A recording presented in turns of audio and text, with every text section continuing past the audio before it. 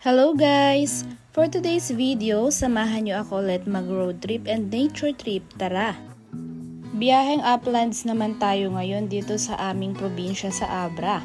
Dahil sa sobrang init ng panahon, masaya ngayon mag-road trip at camping sa uplands kasi malamig ang klima doon. Kaso lang biglang umulan ng malakas nung nasa biyahe na kami, kaya parang hindi muna kami matutuloy.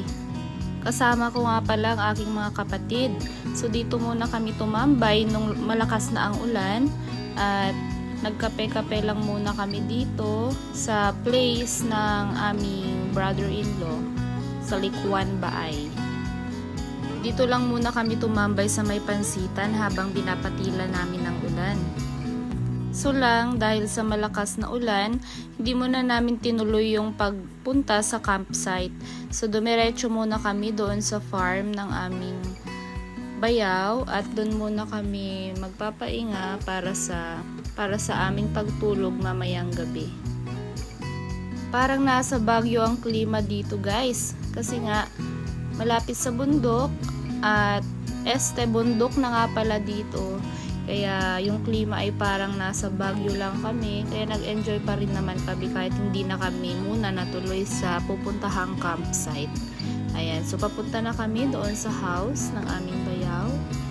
Ayan, and medyo may konting hike lang doon sa kanilang gate. At ito na yung kanilang bahay. So dito muna kami mag-stay para matulog ngayong gabi. Yan, ang dami nilang alaga dito ng mga manok and farm life lang talaga dito.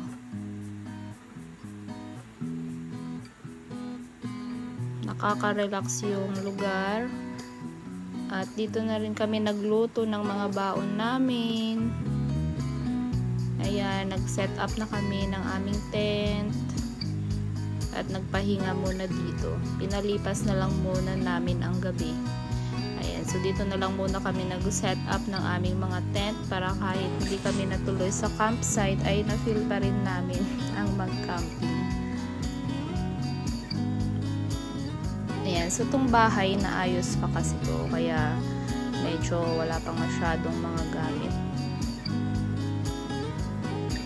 So ayan, hinaumagahan ay pupunta na kami sa aming destination na campsite. So magta-travel lang ulit kami papunta doon ng mga 20 minutes. So doon pa lang pangalan ng campsite ay Saad Campsite sa part ng Malibcong, Abra. Halika, let's go! Samahan nyo kami.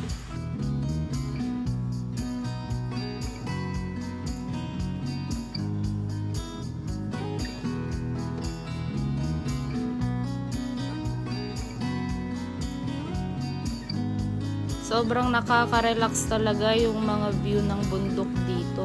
Sa dinami-dami ng mga na-hike ko na at napuntahang mga lugar o mga bundok, ay pag napunta ko dito sa uplands dito sa Abra, ay na-amaze pa rin talaga ako ng paulit-ulit. Ayan, nakaka-relax at nakakamangha ang nature's beauty.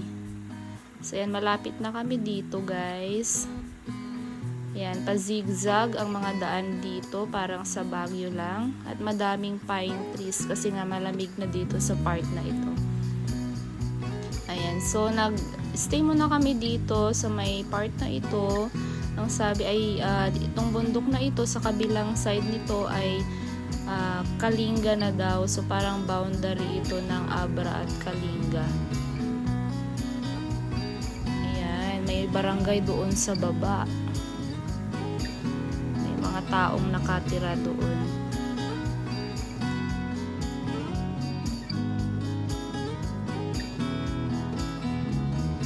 So ito na nga, nakarating na kami sa aming pupuntahan na campsite. May mga nung last na punta namin dito ay wala pang nagawang mga ganito pwedeng rentahan. Ngayon may mga pinapagawa na at meron din dun sa baba. So punta tayo sa baba. Ito-tour namin kayo dito. Ayan, yung Saad campsite. So, pagpunta namin dito ay kami lang yung tao. So, bale, sinulo namin yung camping area, yung campsite for today. Ayan, wala kang ibang maririnig dito kundi yung mga huni lang ng mga insekto at ibon. At napaka-presko ng hangin. Hindi mo talaga ramdam na summer dito kasi sobrang lamig. Napaka-presko ng hangin kahit na medyo maaraw na din nung mga oras na ito. So, libre yung water dito guys, pati yung CR. Palaging may tubig at pwede rin kayong magluto dito. Ito, may bonfire area din sila dito. Basta maging responsible campers lang tayo kasi walang nagbabantay dito 24 hours.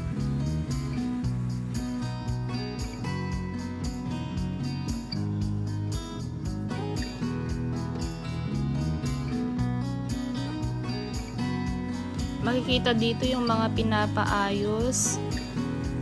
Ayan, na pwedeng rentahan. At dapat magdala kayo ng sarili yung mga tent dito, mga gamit for camping.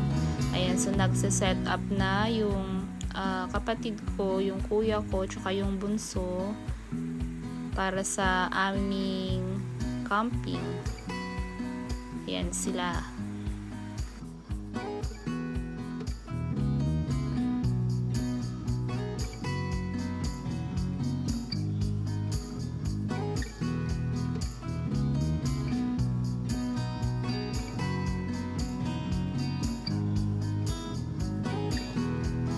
So, ito na nga po.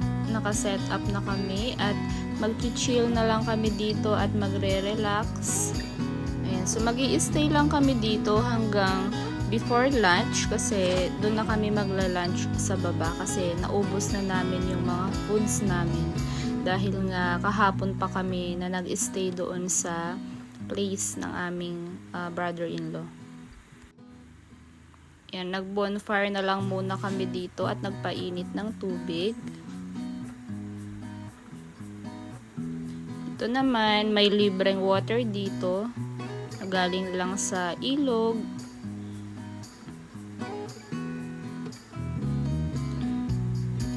And nag-chill-chill na lang kami dito. Kumain ng aming mga dalang foods. Ayan. So, picnic and camping at tumambay lang kami doon hanggang sa nagsawa kami sa view. Ayan, so enjoy the rest of the video guys. Thank you for watching. So nagtry nga lang akong mag voice over ngayon kasi sinipag lang at para ma-practice ko na din kung paano mag-voice over at mag-edit dito sa cellphone. So, pauwi na kami dito. Ayan, paakyat lang siya ng konti. And then, bababa na kami. Babiyahe na ulit kami. Papunta sa aming bahay. So, that's it for today's video. Thank you for watching again. Bye-bye!